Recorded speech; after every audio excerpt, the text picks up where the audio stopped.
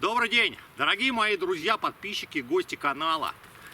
Смоленщина, начало марта, прекрасная погода, и мы идем с вами в поход выходного дня, ПВД. Решила пойти на свое место, там, где у меня лавочка, на берегу реки Осьма, проверить место, посмотреть лес. Оставим там рюкзак в целях и задачах еще сходить в небольшую радиалку дальше по реке, посмотреть плотины бобровые, посмотреть мое еще одно место, которое дальше.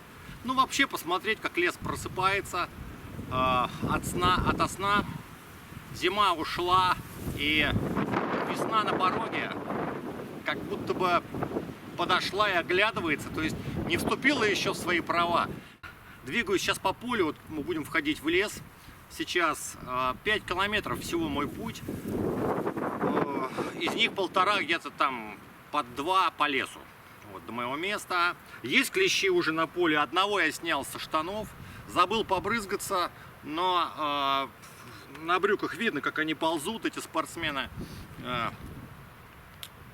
Чемпионы, да, с такой скоростью, что их достаточно удобно снимать. Ну что ж, вот у меня рюкзак, да, кроме отдыха, собственно, ради чего я иду, потестить хочу я рюкзак. Вот видите, у меня такой новый, даже я бы сказал, старый новый рюкзак, но о нем расскажу чуть попозже. И потестить палаточку. Палаточка тоже старая, но новая. Почему так, что это такое, тоже смотрите, оставайтесь на канале, это будет впереди об этом. Вперед!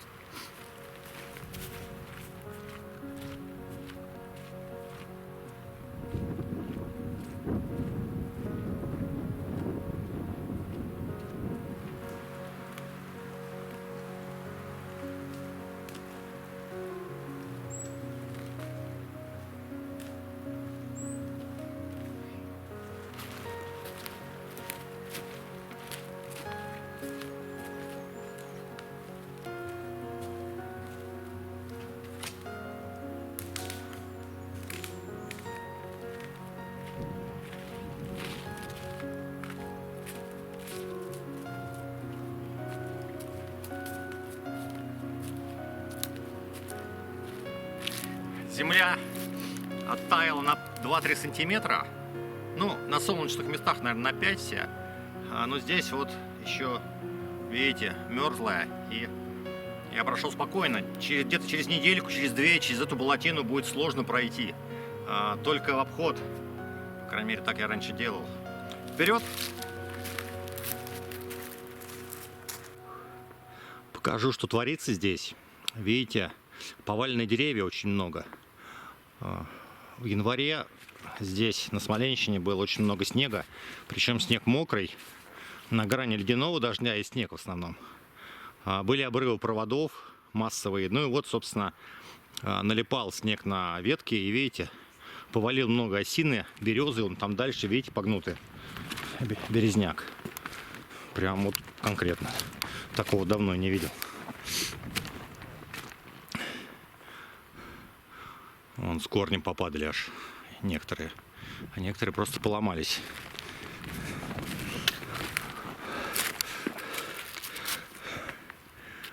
Бегают косули. Здесь много косуль. Хоть и охот хозяйства и стреляет их тут безбожно. Не знаю, без меры, мне кажется. Но все равно, видите, следы пребывания животных мы видим. У меня привал небольшой, но теоретически можно было пройти без привала, но у меня рюкзак тяжелый. Почему такой? У меня рюкзак тяжелый на один день, вы спросите. Совершенно справедливый вопрос. На самом деле можно пойти с таким рюкзачком на один день, взять там палаточку маленькую, там самое-самое необходимое, ножик, там чуть поесть. Но у меня не стоит таких задач. Первое, я иду отдыхать, я уже сказал, поэтому я набрал всего, не стесняясь. И второе, вот этот новый рюкзак я взял по случаю вместо своего старого. Это Red Fox. Так, вот сейчас скажу. L-HOTS 120. Не знаю, как это слово читается. L-HOTS Extreme.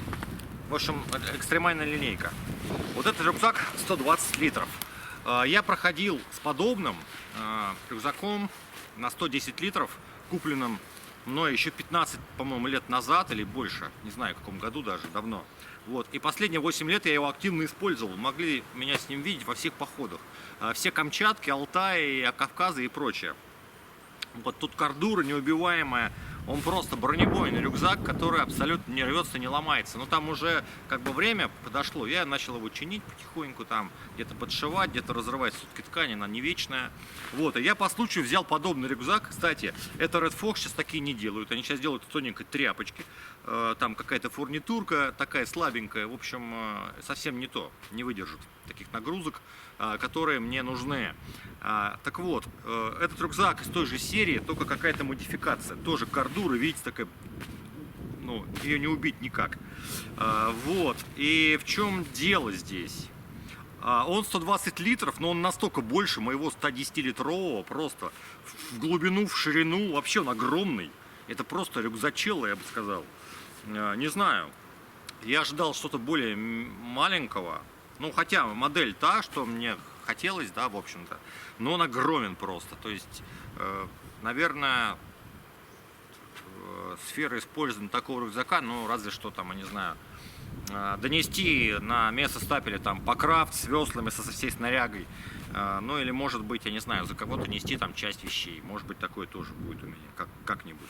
Ну, в общем, так или иначе, рюкзак купил недорого, и я доволен. Это в замену, на какие-то случаи, в замену моего старого рюкзака. Поэтому тут не стеснялся, в нем напихал просто объемных вещей, тяжелых, так, ну, чтобы потестить, как он себя будет вести в носке, как он будет. Тут какие-то лямки немножко другие, в общем, немножко отличается от моего. Вот, так что, если кому-то нужен, кстати, подсказка, кому-то нужен рюкзак, который держит 45 килограмм, и в котором можно напихать, не стесняясь, все, что хотите. Вот Red Fox старой модели, вот L Hotza, написано здесь, хрен его знает, как читается, но, в общем, это 120 литров. Но можете взять на 100 литров. Если бы я знал, что он такой огромный, я бы, наверное, еще и подумал.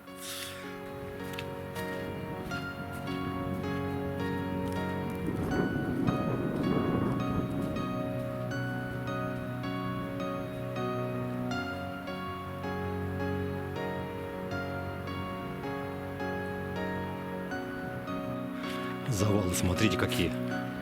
Тут дорога была абсолютно чистая. Всегда. Я не помню такого сезона, чтоб снег вот столько деревьев повалил. Вот не помню, честно. Хожусь много лет. Вот. Представляете, что снег сделал, да, мокрый. Будем обходить.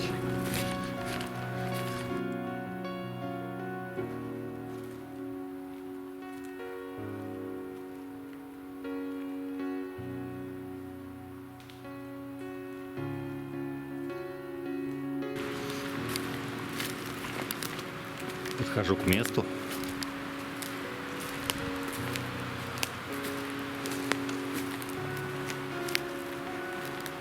Много следов копытных, лоси, косули встречаются здесь.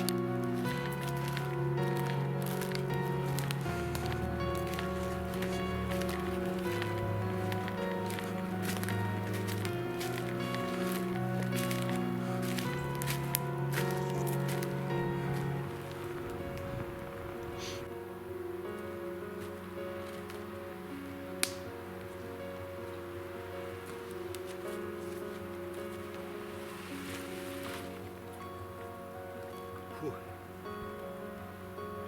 Прекрасно.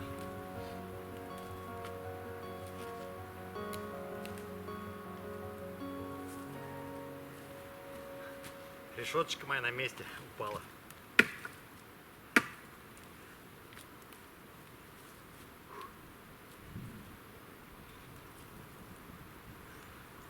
Ну что, все на месте, будем обустраиваться. 1,5 часа ходу сюда. Лаги мои, кое-какие дровишки есть даже. Вот. Но с дровами мы сейчас ходим. Вот на ту сторону оврага, вот справа, который, там много поваленной березы с зимы. Посмотрим, может там что-нибудь попилим. Очень-очень много поваленных деревьев. Очень. В этом году.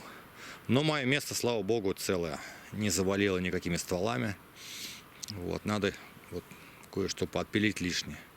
А так в целом все в порядке. Река Осьма в разливе. В относительном это небольшой разлив. Они бывают намного больше, шире в 2 раза. Вот. Но вода есть. Мы еще пройдемся туда. Сейчас немножко отдохну, передохну, может перекушу, супчик сделаю. Видите, береза поотломала макушки. Вот теперь торчат эти самые столбы. Вот. Но в целом все на месте, я рад. И, кстати, может быть, сейчас мы с той березы посмотрим, если не трухлявая, я оттуда даже и возьму себе какие-то дрова. Прям не отходя, так сказать, от места. Да, вижу, там дрова неплохие есть. Уже поваленные прям близко. Елочка моя подрастает. Я помню, как первый раз пришел, вот эта елка была. Она сейчас вот где-то 2,5 метра. Она была вот такая вот. Вот, ну и камни мои тут. В общем.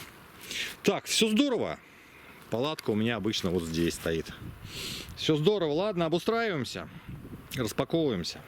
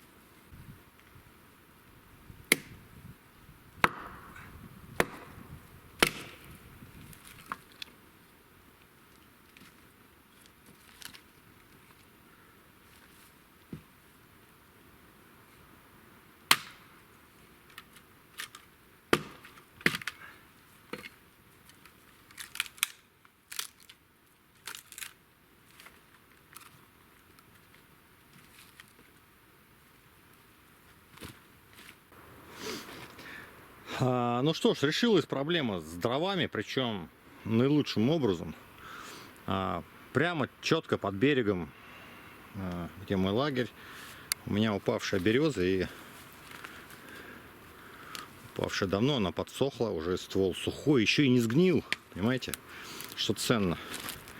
Вот. И тут же козлы как бы и напилить, и наколоть. Тут прям подарок, можно сказать, судьбы.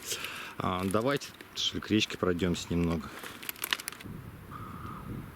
Река Осьма протекает здесь, около меня.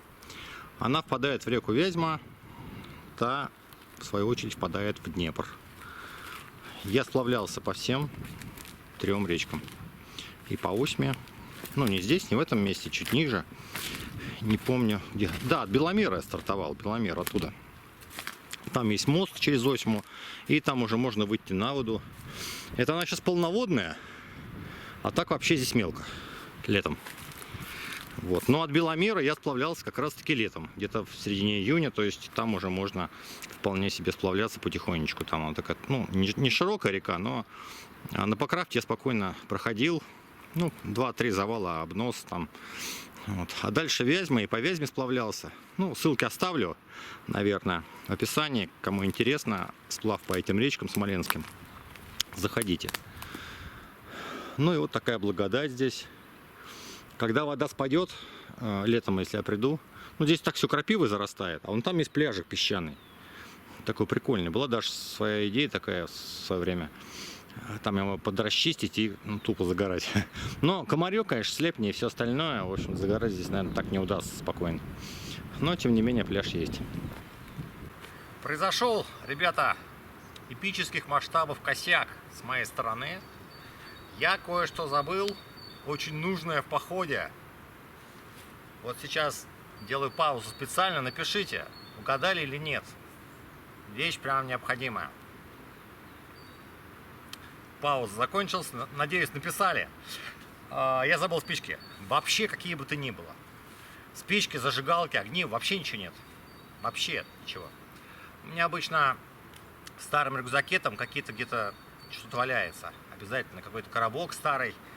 Вот. Слава богу, у меня есть вот такая вот горелка для поджига костра. Причем, если она не сработает, у меня вообще нет огня. Но остается тогда способ зажигания с помощью сигнала охотника. Этот способ тоже есть, кстати, я зажигал так. Но это целый геморрой, да, так зажигать. Попробуем сейчас горелкой. Если она сработает, живем. Если не сработает, будем думать дальше, что делать.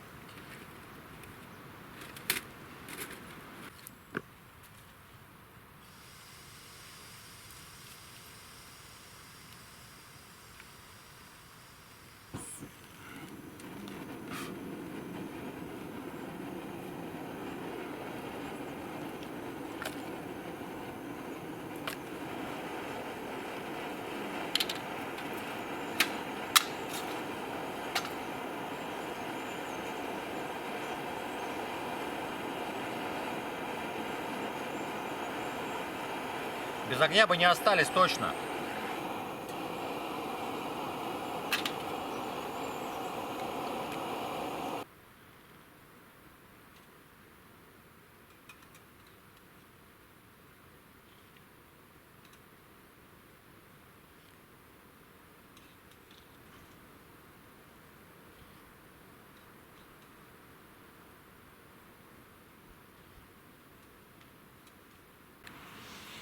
Сижу, доедаю супчик. Народ, такой кайф. Прям как-то все подуспокоилось. 6 марта, помню, были времена, как-то я приехал в это время и пошел на лыжах в лес. Было по колено снегу, какая-то метель, я пошел в зимний поход. Вот прям вот в эту дату, в какой-то год ранее. Могу порыться, поискать, если будет не лень, тут выход. А сейчас погода прям конца апреля. Так по ощущениям. Очень тепло. Выходил градусов 9 было. Да, 9 было. Сейчас, наверное, около 11, я думаю. И ветерок подуспокоился в вершинах деревьев.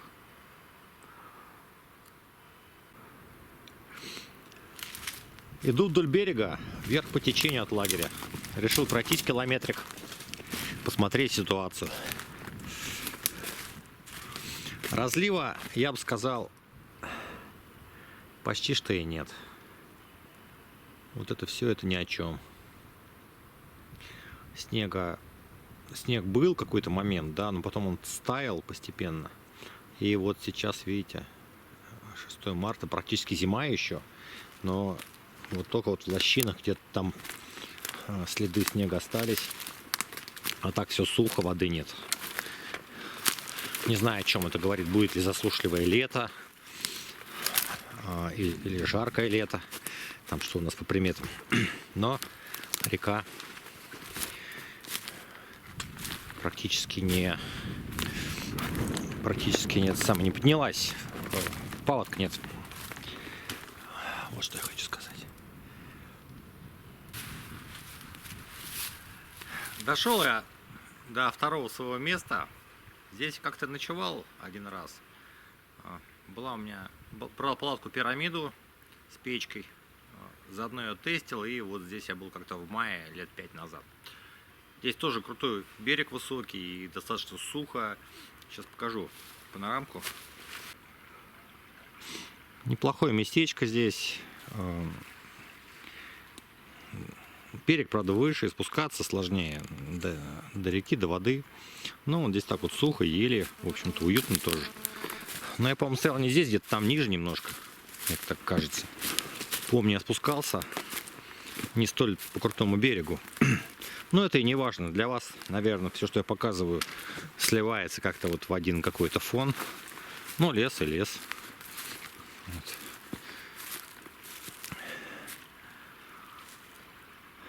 Сейчас ИК-8, и закат сегодня прекрасный, и будет звездная ночь. Прогулялся я вверх по реке по течению 8 до своей старой стоянки. Ну, вам, наверное, это ни о чем не говорит. Я посмотрел места, все там на месте, слава богу. Схватил 5 клещей, снял со штанов. 5, представляете? То есть я шел сюда 5 километров и снял одного клеща, и сейчас за 1,5 километра снял 5 штук аж. То есть они уже реально активные, то есть поэтому будьте осторожны, кто пойдет в поход, брызгайтесь, следите за перемещением насекомых, да, по вашим брюкам. Палатка Трамп Сарма версия 2. Я приобрел по скидке еще зимой. Обошлась она мне очень бюджетно, по-моему, что-то в районе 13 тысяч, вот так. Вот. Я искал, скажу так, у меня была палатка Трамп Сарма версия 1, и она мне послужила последние моих 8 лет, моих походов, где я ходил прям жестко и долго, и в таких условиях, в общем, экстремальных. Вот. Палатка служила 8 лет, это очень долго, я считаю, для палатки, особенно для бюджетной. Это палатка бюджетная. Ну, в общем, когда потекли швы на 8-й год эксплуатации у первой версии, как бы я еще там какие-то пакетики подставлял, потом понял, что на 2-й год на Архизе потекли еще, потом уже на Кавказе просто потекло. И я увидел, что просто отслоилась термолента, которая герметизирует швы. Просто она отвалилась, она была там припаяна каким-то горячим способом. И, собственно, 8 лет прошло, и как бы всему есть свое время и свой срок службы, и лента отклеилась. Я пробовал покупать, значит, термоленту эту и клеить там и утюгом по инструкции, но у меня что-то ничего не получилось. Не знаю, в общем, ребят, короче, если кто-то пробовал клеить швы, напишите, пожалуйста, в комментарии, как вы это делали и насколько успешно у вас это вышло. Потому что в первой версии за 8 лет не вышло ни один предмет фурнитуры. Там пару искорок где-то прогорело, но это не критично. В общем, там все молнии на месте, мешок с молниями на месте. Но, ну, в общем, нигде ничего не прохудилось, отличная палатка. Я искал долго себе однушку. Вот, и, ну, есть разные варианты, более сильно дорогие, какие-то там технологичные, из-за этого опять же дорогие, с какими-то косяками. И, в общем-то, я смотрел, искал и пришел обратно к выводу, что я куплю себе Трамп Сарму. Сейчас скажу, накину это.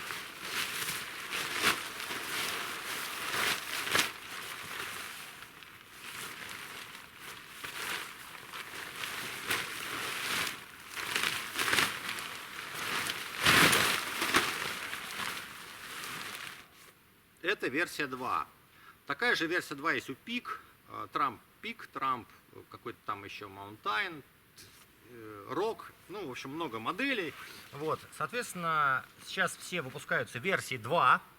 До этого были, соответственно, версии 1. И вот это вот якобы модернизация под версию 2, это не модернизация никакая, а это удешевление технологий, материалов и технологического процесса. Поэтому вот мы имеем сейчас Сарма версии, Трамп Сарма версии 2, которая испорчена этой самой версии.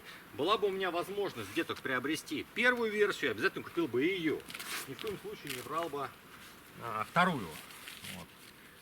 Кому интересно, может быть, я сделаю обзор, ну, там к лету ближе будет время. Не обзор, ну да, обзор сделаю. Соберу первую версию и вторую где-нибудь в лесочке или на полянке. Вот, и расскажу, чем это так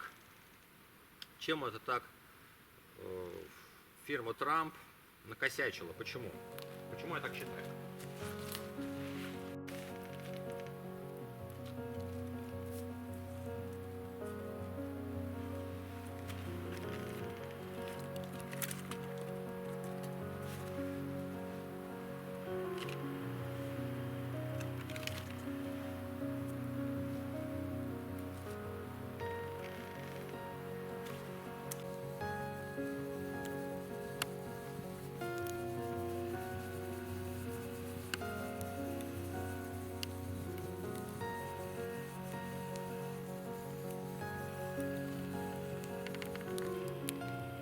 Время 6:20. Солнце только вот село за горизонт. И я думаю, где-то через час уже будут сумерки. Поэтому, чтобы не бегать с приготовлением еды при фонарике, хотя что тоже возможно, но вот так как-то приятнее, я решил начать. У нас сегодня в меню на ужин будет 2 основных блюда и гарнир. Нифига себе. Ну вот, в общем, первое блюдо это у нас жульен грибной на сливках с лучком, ну, как полагается, и с сыром, между прочим. Свинина у меня вон там отмораживается, уже оттаяла, скорее всего. Там 3 кусочка шейки у нас. И картофель у нас будет еще с чесноком. Жульен грибной, вообще такое блюдо достаточно простое. И его может приготовить каждый, даже будучи тот, кто не повар, не являющийся поваром. Вот. Я готовил в прошлый раз, мне очень понравилось, очень вкусно. То есть это такая, как бы скажем, но это не основное блюдо, это, скорее всего, горячая закуска.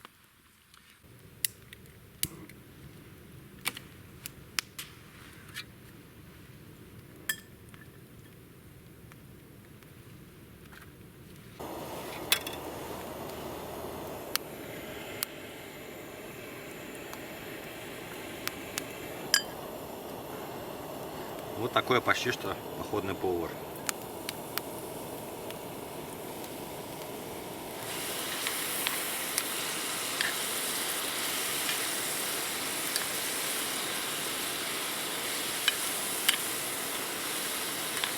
Я думаю, пора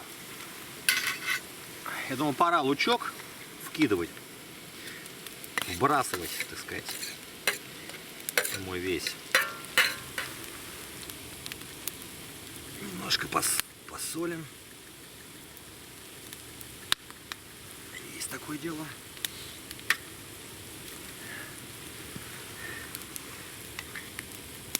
Так, ну что, по инструкции пора заливать нашу смесь.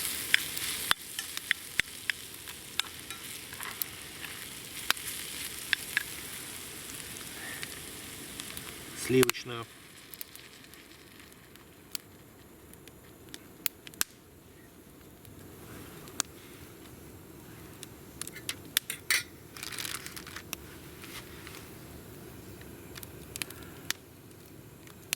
Это нужно прокипятить пару минут.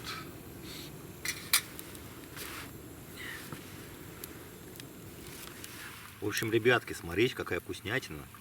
Она даже выглядит вкусно. И поверьте мне, я сейчас ложку облизывал, но это очень вкусно.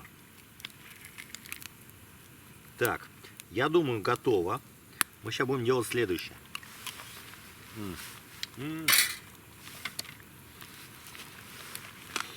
Здесь у меня сыр натертый. Так, надо выключать. Полутвердый. Я его заранее дома сделал. Поскольку у нас жульен, он должен быть запечен сверху с сыром. В печку мы ставить не будем, иначе что-нибудь прольем или спалим вообще все это дело. Но сыр мы с вами растопим. Так.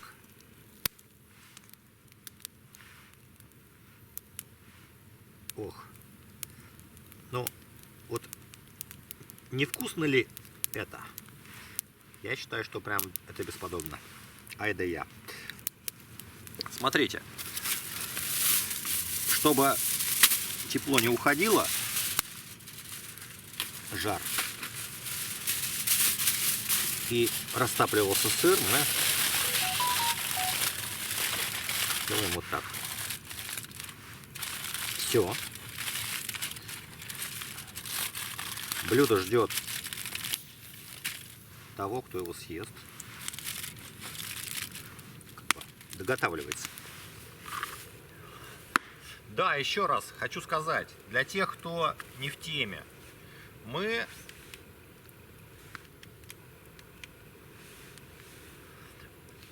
готовим. У нас ПВД. Видно так меня? У нас ПВД. И мы готовим жрать, короче. это не поход в прямом смысле слова. Я вышел просто отдохнуть, насладиться звуками природы, поездом Москва-Минск, который вы сейчас слышали, иногда проходит. Отсюда до железной дороги километров 12, но по реке, по руслу реки, по прямой очень хорошо звуки разносятся. Включил дополнительное освещение. Ух, сыр расплавился. Вообще шикарно. Знаете, такое блюдо надо есть не одному. Ох, жульен настоящий. Так, дайте мне второй прибор, чтобы не налить на себя. Смотрите, какая красота. Ух.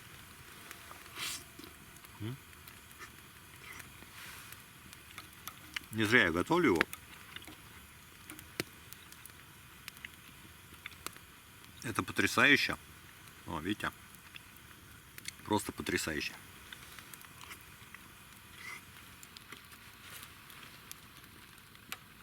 Так, братцы, уважаемые мои зрители, те, кто смотрит канал, я снимаю ради вас.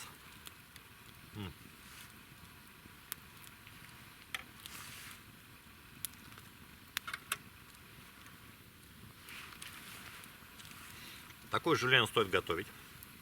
Очень вкусно. И давайте я поздравлю всех защитников Отечества с прошедшим праздником и женщин с 8 марта, с Международным женским днем. Любите мужчин, а мужчины любите женщин. Это прекрасно. Ну и еда у меня, конечно, замечательная. Еще одна похвала моя в свой адрес. На здоровье.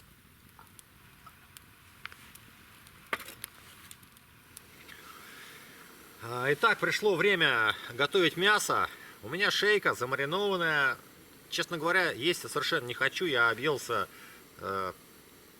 грибного жульена, очень вкусный. Я съел почти весь, осталось чуть-чуть. Но, чтобы шейка не пропала, нужно ее пожарить. Один кусок я однозначно съем. Два заберу из трех завтра с собой домой. Но у меня здесь, я не об этом сейчас. У нас торжественный момент. Это привет.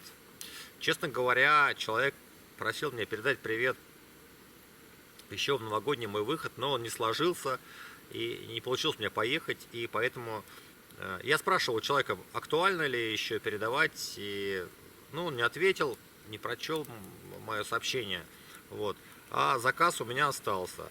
Честно говоря, я вижу, что он к Новому году, но я думаю, что хорошие пожелания, добрые хорошие пожелания, они актуальны в любое время.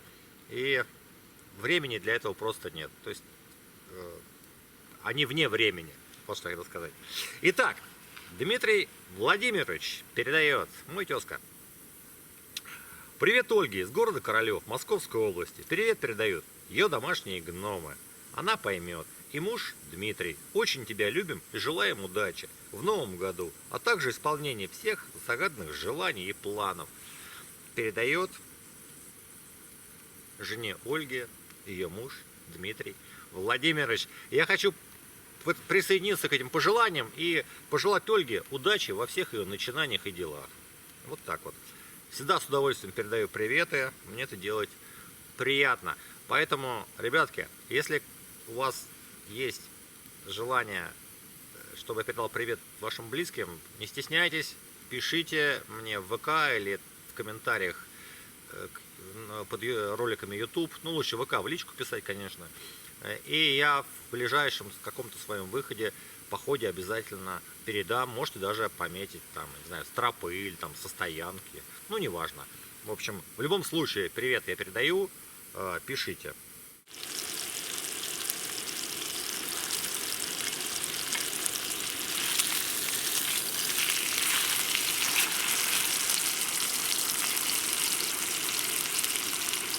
Какой запах потрясающий.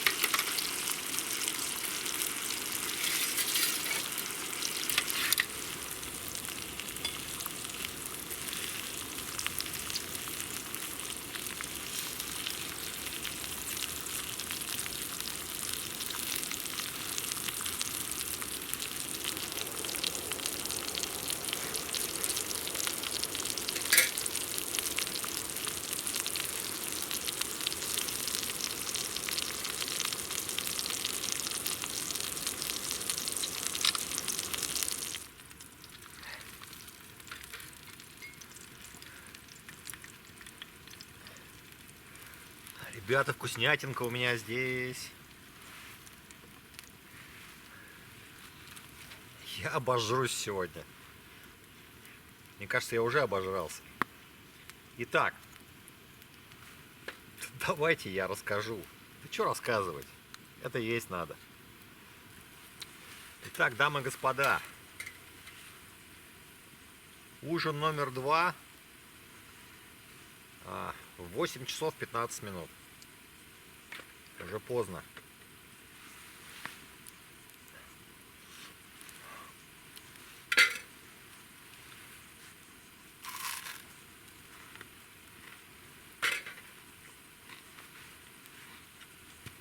Очень вкусно.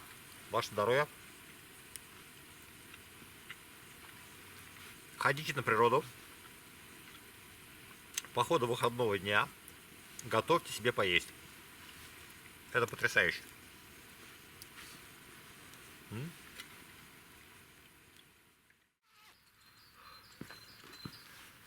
С добрым утром, страна! Утро наконец-то наступило, я его ждал. Объясню почему. Обычно я утро не жду. Буду разводить огонь попутно, пока рассказываю.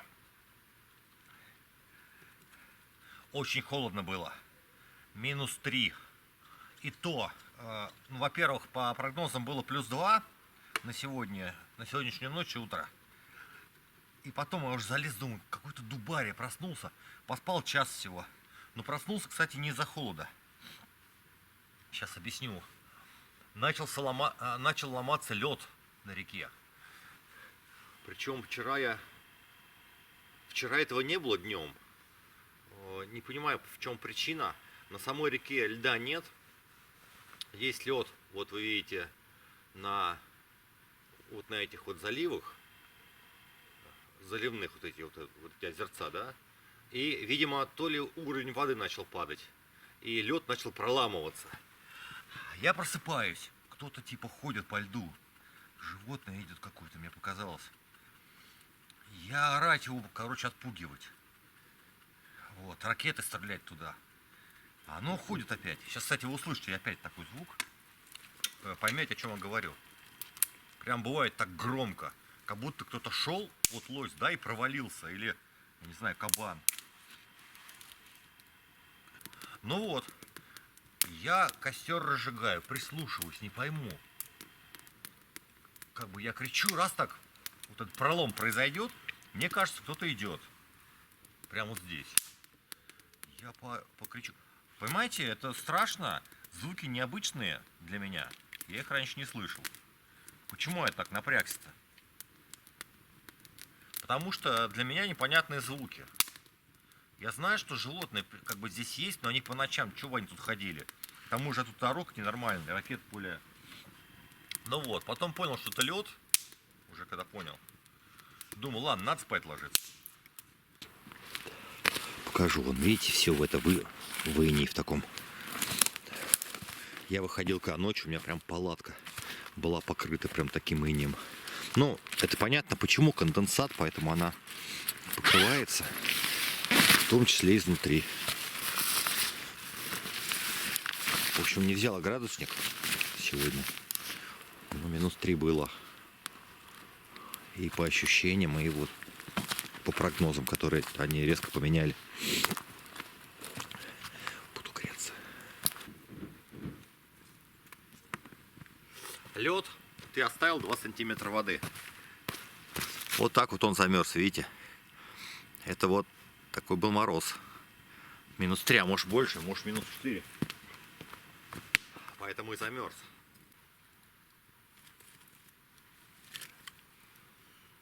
Согрелся.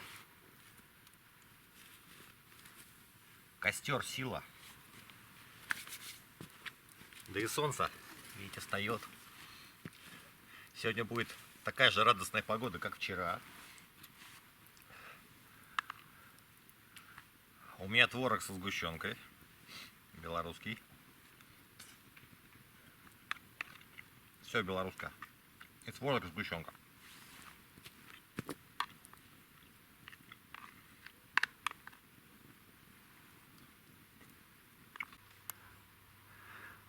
Обратите внимание, ветер нулевой. Вообще штиль. Не шелохнулся даже маленькие листочки. Бывает же такое. Вообще красота.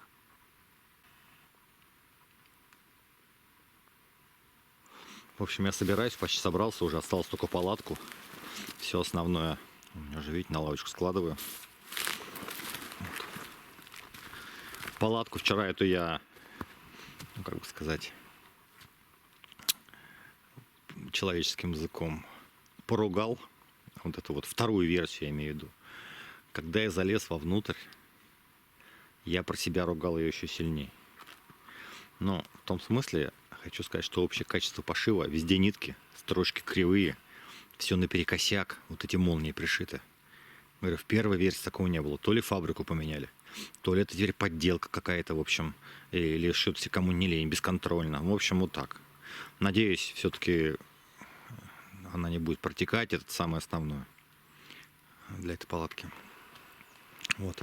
Лавочка сработала вообще отлично, я ее чинил, помню, позапрошлом году, но уже стала подгнивать. Не знаю, приду летом, посмотрю, может быть, какую-нибудь модернизацию проведу. И хочу еще принести больших камней. Вот там ручей, ну, старое такое русло ручья, и там камни. Вот, нужно принести, я думаю, даже, может, глины, хотя, не знаю, она не будет держаться. Ну, в общем, нужно будет сделать очаг такой поприличней. Хочу с задней стенкой в 2 слоя камни положить, чтобы, как бы, видите, у меня сзади обвалилось, вот, чтобы как бы с 3 сторон было. И тепло будет отражаться все на лавочку сюда. Вот. В общем, собираюсь.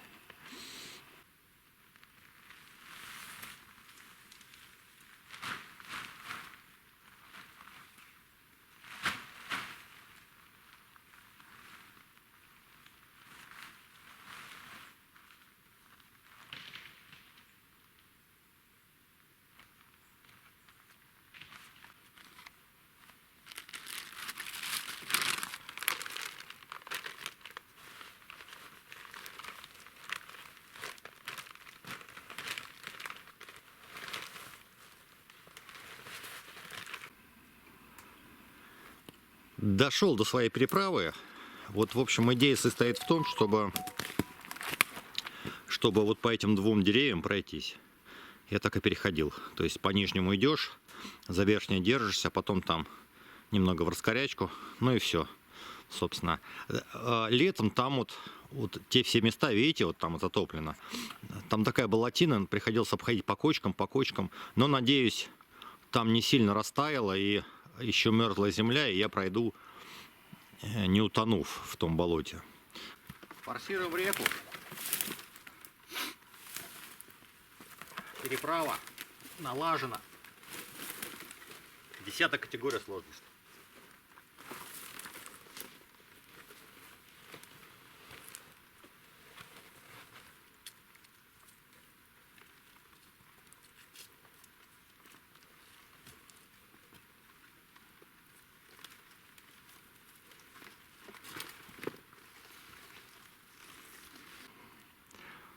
Переправа позади. Вот заводь, о которой я говорил. Здесь всю ночь ломался лед. Треск стоял.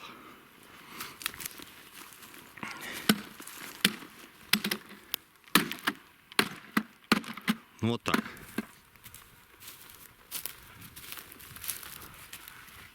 Иду по полям. Раньше это были колхозные поля, и тут возделывалось овощи. Картошку, капусту. В общем, не знаю, что сажали. Колхозы были тут везде, повсеместно. Сейчас здесь растет бурьян. Летом, ну весной, видите. Так. Клещи здесь живут еще.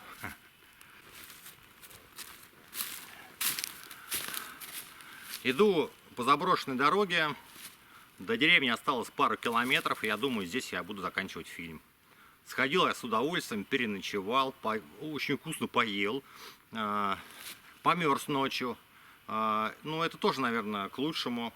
Это мне сигнальчик, даст мне повод задуматься о снаряжении. Может, что-то не так со спальником. Он у меня очень старый. Я так понял, что он перестал держать тепло. по своим характеристикам, и нужно что-то думать, о чем-то новом задумываться. Купить какой-то на -3, на -5 спальник синтепоновый. Надо искать, в общем, из имеющегося. Кстати, может, кто посоветует чего? Спальник. Решение цена-качество. Где-то так я хочу себе синтепоновый. Ну ладно. Спасибо, что были со мной. Досмотрели фильм до конца. Надеюсь, он и вы отдохнете со мной. Подписывайтесь на канал. Обязательно ставьте лайки. Всего новых встреч.